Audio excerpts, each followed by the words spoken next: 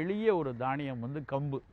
இந்த கம்பு வந்து பல காலம் நாம் வந்து சாப்பிட்டுட்டு வந்த உணவு.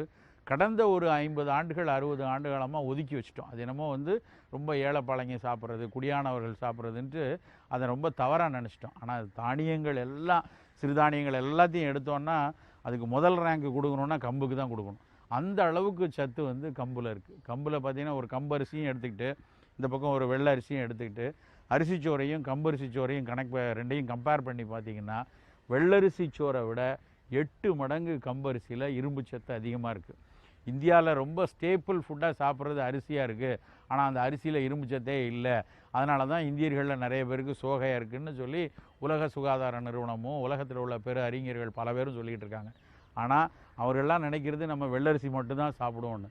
பல காலமாக நம் மக்களில் 75-80% மக்கள் பல ஆயிரம் ஆண்டுகளாக கம்பஞ்சோறு, வரகரிசி சோறு, திணைச்சோறு இதுதான் சாப்பிட்டுட்டு இருந்தோம்.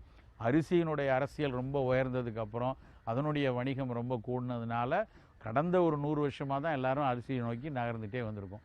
இரத்த சோகை இருக்கக்கூடிய குடும்பங்களில் கம்பரிசி சோறு வந்து வாரத்துக்கு 2-3 நாள் கண்டிப்பாக இருக்கணும்.